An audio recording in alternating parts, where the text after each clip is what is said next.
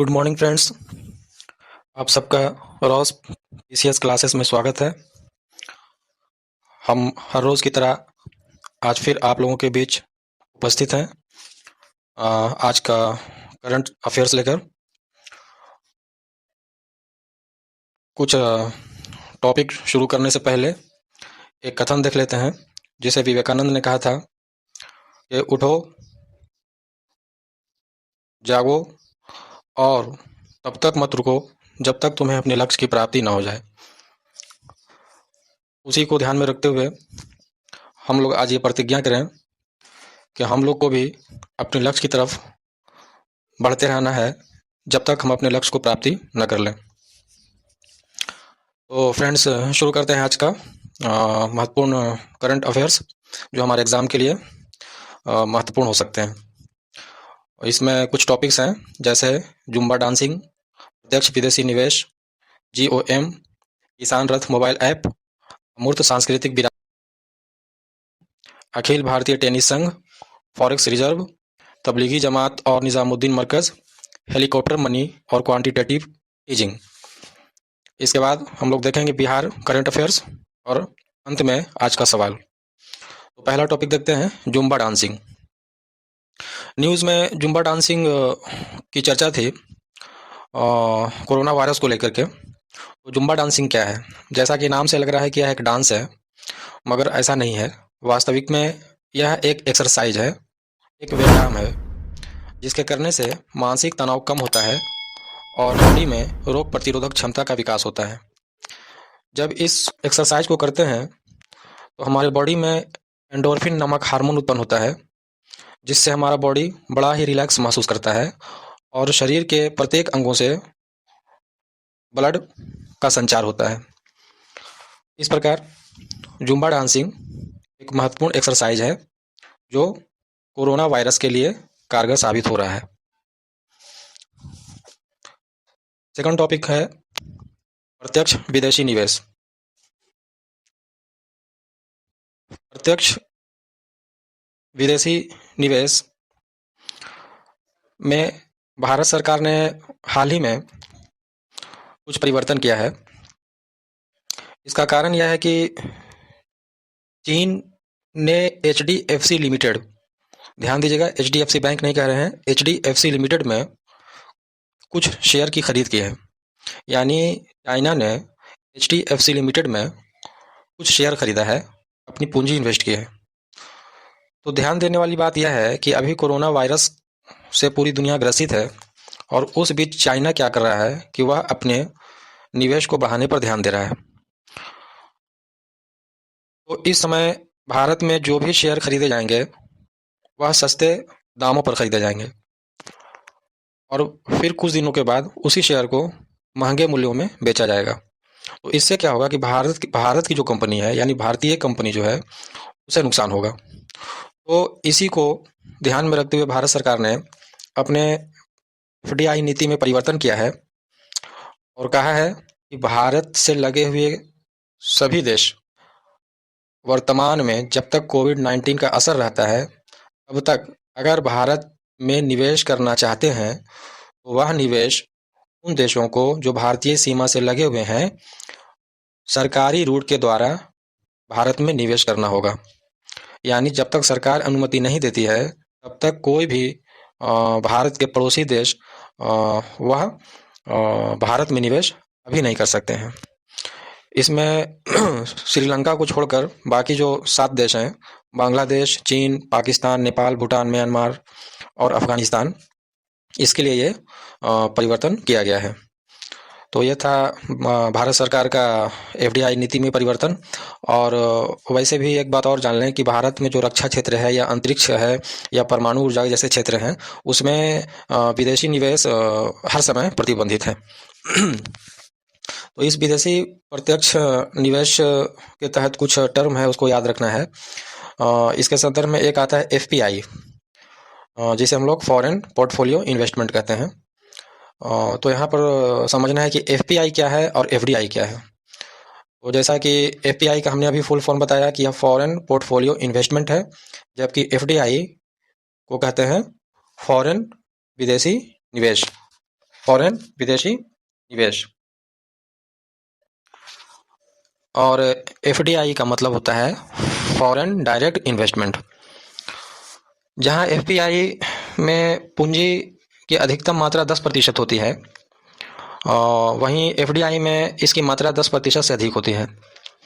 एक फ़र्क और यह है कि एफपीआई जो होता है वह शॉर्ट टर्म के लिए होता है, इसमें जो इन्वेस्ट किया जाता है वो शॉर्ट टर्म के लिए होता है, जबकि एफडीआई में जो इन्वेस्ट किया जाता है वो लॉन्ग टर्म के लिए होता है। उसी तरह से एफपीआई के तहत जो पूंजी इन्वेस्ट की जाती है उसकी निगरानी सेबी के द्वारा किया जाता है, जबकि एफडीआई के तहत जो पूंजी इन्वेस्ट की जाती है उसकी निगरानी डायरेक्ट भारत सरकार के मंत्रालय के द्वारा किया जाता है। इसी में एक वर्ड याद रखना है, फेरा और फेमा। जैसा कि जानते हैं कि फेरा और फेमा दोनों विदेशी मुद्रा के एक्सचेंज से संबंधित कानून है, जिसे 2 बार करके बनाया गया था। एक है 1973 में फेरा था और उसी को संशोधित करके 1999 में फेमा बनाया गया। फेरा का फुल फॉर्म होता है फॉरेन एक्सचेंज रेगुलेशन एक्ट, जबकि फेमा का जो पूरा नाम है वो है फॉरेन एक्सचेंज मैनेजमेंट एक्ट। यानी जहाँ फेरा में रेगुलेशन है वहीं फेमा में मैनेजमेंट है। फेरा और फेमा में एक फ़र्क ये भी है कि फेरा कानून जो था वो थोड़ा कठोर कानून था, इसमें जुर्माना के साथ साथ सज़ा का भी प्रोविज़न था, लेकिन फेमा जो कानून है इसमें सिर्फ जुर्माना का प्रावधान किया गया है। तो इस तरह से फॉरेन डायरेक्ट इन्वेस्टमेंट के तहत आपको याद रखना है एफपीआई का मामला, फेरा क्या है, फेमा क्या है, ये सबको ध्यान में रखना है। अगला टॉपिक की तरफ बढ़ते हैं, जीओएम। जीओएम की चर्चा कल के न्यूज़ में थी।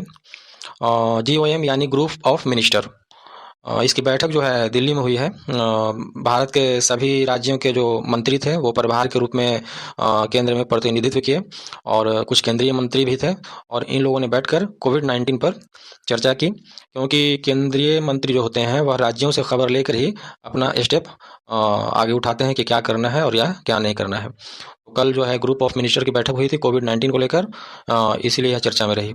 यहाँ पर एक चीज़ हमें देखना है कि ग्रुप ऑफ मिनिस्टर के तहत मंत्री परिषद और मंत्रिमंडल, ये दोनों क्या है। मंत्री परिषद यानी काउंसिल ऑफ मिनिस्टर्स और मंत्रिमंडल यानी कैबिनेट। दरअसल संविधान में जो है वह सिर्फ मंत्री परिषद शब्द का जिक्र किया गया है, हालांकि मंत्रिमंडल का एक जगह जिक्र किया गया है, लेकिन सभी जगह मंत्री परिषद शब्द का ही प्रयोग किया गया है। मंत्री परिषद क्या है और मंत्रिमंडल क्या है, इसको थोड़ा समझ लेते हैं। मंत्री परिषद जो है वह एक बड़ी संस्था है। मंत्री परिषद एक बड़ी संस्था है, जबकि मंत्रिमंडल एक छोटी संस्था है। मंत्री परिषद एक बड़ी संस्था है, इसका मतलब ये हुआ कि पहले हम देख लेते हैं कि मंत्री कितने तरह के होते हैं। तो मंत्री 4 तरह के होते हैं, कैबिनेट मंत्री, राज्य मंत्री, राज्य मंत्री स्वतंत्र प्रभार और उप मंत्री। तो जिस संस्था में ये चारों तरह के मंत्री शामिल होते हैं, कैबिनेट मंत्री, राज्य मंत्री स्वतंत्र प्रभार, उप मंत्री, तो उसको सामूहिक रूप से मंत्री परिषद कहा जाता है, जबकि सिर्फ कैबिनेट मंत्री के समूह को मंत्रिमंडल कहते हैं। हालांकि यह भी कहना सही नहीं होगा, बल्कि कैबिनेट मंत्री में भी कुछ मंत्री जो प्रधानमंत्री के चहेते होते हैं उनके समूह को कैबिनेट कहा जाता है, मंत्रिमंडल कहा जाता है। तो इस तरह से मंत्री परिषद और मंत्रिमंडल पर ध्यान देना है। अगले टॉपिक पर आते हैं, किसान रथ मोबाइल ऐप। किसान रथ मोबाइल ऐप न्यूज़ में था। इसका चर्चा में रहने का कारण यह है कि क्योंकि 20 अप्रैल से भारत में कुछ क्षेत्रों में जो है वह कारोबार शुरू होने वाली है, यानी उसे छूट दिए जाने की बात कही जा रही है। तो यहाँ पे कृषि मंत्री नरेंद्र सिंह तोमर ने किसान रथ मोबाइल ऐप लॉन्च किया है। यह ऐप 13 MB का है।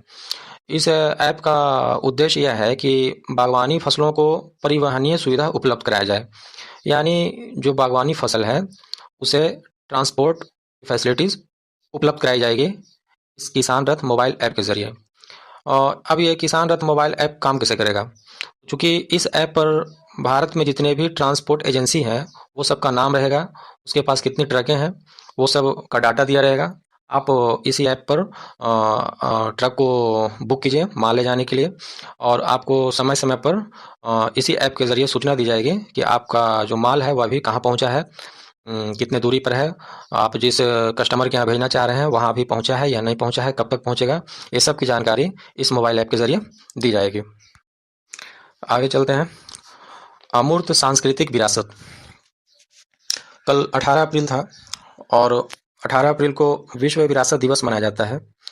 उसी के मद्देनज़र केंद्रीय संस्कृति मंत्रालय ने अमूर्त सांस्कृतिक विरासत की राष्ट्रीय सूची जारी की है, और इस मौके पर लाल किले में दिया जलाया गया, जिसका खास एक मकसद कोरोना वायरस से निपटना भी था। और जैसा कि हम लोग जानते हैं कि विरासत का जो मामला है उसके लिए एक अंतर्राष्ट्रीय संस्था है जिसे हम यूनेस्को के नाम से जानते हैं, और यूनेस्को ने भारत में 38 स्थानों को अपने विश्व धरोहर सूची में शामिल किया है। और हाल ही में यूनेस्को की 44वें सेशन की बैठक होने वाली थी चीन में, लेकिन उसे स्थगित कर दिया गया है। तो ये था अमूर्त सांस्कृतिक विरासत के बारे में कुछ खबरें। आगे जो है अखिल भारतीय टेनिस संघ, ये न्यूज़ में छाया हुआ था। ये अखिल भारतीय टेनिस संघ क्या है? तो इस विषय को चर्चा में रहने का कारण यह है कि AITA यानी अखिल भारतीय टेनिस संघ ने आजीवन मानद पदों को समाप्त कर दिया है, क्योंकि इससे भारतीय खेल विकास संहिता 2011 का उल्लंघन हो रहा था। तो आजीवन मानव पद का मतलब ये हुआ कि कुछ व्यक्ति ऐसे होते थे जिन्हें इस संस्था का आजीवन अध्यक्ष, उपाध्यक्ष, सलाहकार बना दिया जाता था। तो ये जो नियम था ये भारतीय खेल विकास संहिता 2011 के खिलाफ था, और इसी नियम को जो है अब ख़त्म कर दिया गया है, और अब जो है इस संस्था का अध्यक्ष, उपाध्यक्ष और सलाहकार को भी समय समय पर बदला जा सकता है। तो इसलिए यह न्यूज़ में था भारतीय टेनिस संघ के बारे में। आगे बढ़ते हैं। Forex reserve. फॉरेक्स रिजर्व यानी फॉरेन एक्सचेंज रिजर्व, जिसे हम लोग विदेशी मुद्रा भंडार भी कहते हैं। हाल ही में RBI के गवर्नर शक्तिकांत दास ने कहा है कि भारत में फॉरेक्स रिजर्व की मात्रा 476.5 अरब डॉलर हो गया है। फिर से सुन ले डाटा, 476.5 अरब डॉलर हो गया है, जो लगभग 1 वर्ष के आयात के लिए पर्याप्त है। तो इस तरह से हम देखते हैं कि भारत के पास अभी काफ़ी विदेशी मुद्रा भंडार है, और यह हमारे लिए 1 साल तक पर्याप्त है। लेकिन एक बात यहाँ पे यह भी ध्यान में रखना है कि विश्व में सबसे ज़्यादा विदेशी मुद्रा भंडार वाला देश चीन है। चीन के पास सबसे ज़्यादा फॉरेक्स रिजर्व है। नेक्स्ट जो टॉपिक है वो है तबलीगी जमात और निज़ामुद्दीन मरकज़। ये मामला जो है काफ़ी चर्चा में है। तो इसमें समझना यह है कि तबलीगी जमात क्या है और निज़ामुद्दीन मरकज़ क्या है। जैसा कि सरकार का कहना है कि तबलीगी जमात के कारण ही भारत में 29% कोरोना वायरस फैला है, यानी जितना कोरोना वायरस टोटल अभी फैला है भारत में, उसका 29% जो है वह तबलीगी जमात के कारण फैला है। तो तबलीगी जमात क्या है? दरअसल तबलीगी जमात इस्लाम मज़हब का, इस्लाम धर्म का एक ऐसा पंथ है, एक ऐसा फ़िरका है जो सूफीज़्म के विरुद्ध एकेश्वरवाद में विश्वास रखता है, और इसे इस्लाम धर्म का सबसे कट्टर पंथ माना जाता है। और वहीं निज़ामुद्दीन मरकज़ जो है ये एक बिल्डिंग थी जहां तबलीगी जमात के लोगों की मीटिंग हो रही थी। तबलीग का मतलब होता है प्रचार करना, और जमात का मतलब होता है समूह, यानी ऐसा समूह जो अपने धर्म का प्रचार करता हो उसी को तबलीगी जमात कहते हैं। तो इसलिए यह आज के न्यूज़ में था। एक देख लेते हैं लास्ट आज का जो करंट टॉपिक है वो है हेलीकॉप्टर मनी और क्वांटिटेटिव ईजिंग। ये क्या है? जब देश की अर्थव्यवस्था खराब हो जाती है तो देश की केंद्रीय बैंक, जैसे भारत में RBI है, तो वह नोटों की छपाई करके सरकार को देती है। और यहाँ पर 2 कंडीशन होता है। अगर केंद्रीय बैंक के द्वारा दी गई राशि को सरकार वापस नहीं करती है तो उस मनी को हेलीकॉप्टर मनी कहा जाता है। और दूसरी सिचुएशन में अगर सरकार के ऊपर यह दबाव रहता है कि आपको उस पैसे को आरबीआई को वापस करना है, तो इस तरह के मामले को क्वांटिटेटिव ईजिंग कहते हैं। तो हेलीकॉप्टर मनी का मतलब हुआ कि जब आरबीआई के द्वारा दिए गए पैसों को सरकार यानी गवर्नमेंट नहीं लौटाती है, वह हेलीकॉप्टर मनी के तहत आएगा। और अगर उस पैसे को लौटाना है तो उसे हम क्वांटिटेटिव ईजिंग कहते हैं। तो फ्रेंड्स, ये था आज का करंट टॉपिक, जो कि एग्ज़ाम के लिए बेहद ही ख़ास है, महत्वपूर्ण है, इम्पोर्टेंट है। और अब देख लेते हैं बिहार की तरफ कि बिहार से संबंधित क्या करंट्स टॉपिक बन रहे हैं। तो बिहार से संबंधित न्यूज़ में दो खास टॉपिक हमें समझ में आया। पहला है जलवायु के अनुसार खेती योजना और दूसरा प्रधानमंत्री आवास योजना। इसको समझ लेते हैं। पहला है जलवायु के अनुसार खेती योजना। यह बिहार सरकार की एक योजना है जिसे बिहार के 8 जिलों में पायलट प्रोजेक्ट के तहत शुरू किया गया था और इसे प्रारंभ करने का उद्देश्य था गेहूं के उत्पादन में वृद्धि करना। तो जब इस योजना को पायलट प्रोजेक्ट के तहत लागू किया गया तो देखा गया कि वास्तविक रूप में गेहूं का उत्पादन बढ़ा है। तो इससे सरकार प्रेरित होकर के अब इस योजना को पूरे राज्य में लागू करने के लिए सोच रही है।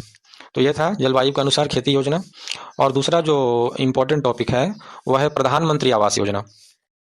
जैसा कि हम लोग जानते हैं कि प्रधानमंत्री आवास योजना का पुराना नाम इंदिरा आवास योजना था, जिसकी शुरुआत यानी प्रधानमंत्री आवास योजना की शुरुआत 25 जून 2015 को की गई थी। और इसके तहत यह लक्ष्य रखा गया था कि वर्ष 2022 तक यानी 7 सालों में भारत में जितने भी गरीब हैं वो सबको मकान प्रदान किया जाएगा, आवास बनाया जाएगा। तो उसी योजना के तहत बिहार सरकार ने एक निर्णय लिया है कि लॉकडाउन के दौरान बिहार में 8.5 लाख मकान बनाए जाएंगे। और इसकी विशेषता यह होगी कि जिस व्यक्ति के नाम से यह योजना दिया जाएगा, अगर वह व्यक्ति अपने घर को बनाने में खुद मजदूरी करता है तो भी सरकार उस व्यक्ति को 3 महीने की मजदूरी फ्री में देगी। तो ये था प्रधानमंत्री आवास योजना। और तो फ्रेंड्स, इस तरह का आज हमारा करंट टॉपिक पूरा होता है, जिसमें हमने नेशनल, इंटरनेशनल और बिहार के बारे में चर्चा की। अब चलते चलते आज का सवाल। जैसा कि आप लोग को मालूम है कि हमारा पहला सवाल प्रारंभिक परीक्षा के लिए होता है, जबकि दूसरा क्वेश्चन आपको मेंस एग्जाम के लिए होता है। तो आज का पहला सवाल है, किस व्यक्ति को WWF इंडिया का ब्रांड एम्बेसडर बनाया गया है? फिर से सुने, किस व्यक्ति को WWF इंडिया का ब्रांड एम्बेसडर बनाया गया है? दूसरा सवाल जो मुख्य परीक्षा के लिए, कोरोना वायरस के निपटारे में वैश्विक नेतृत्व ने किस प्रकार की भूमिका अदा की है? आलोचनात्मक परीक्षण कीजिए। फिर से सुने, कोरोना वायरस के निपटारे में वैश्विक नेतृत्व ने किस प्रकार की भूमिका अदा की है? आलोचनात्मक परीक्षण कीजिए। तो ये था फ्रेंड्स आज का मेरा 2 सवाल। इसका आंसर आप लोग को देना है और कोशिश कीजिए कि मेंस के लिए जो आंसर राइटिंग होता है उसे आप अच्छा से अच्छा बना सकें। तो इस तरह से फ्रेंड्स फिर मिलते हैं नेक्स्ट डे।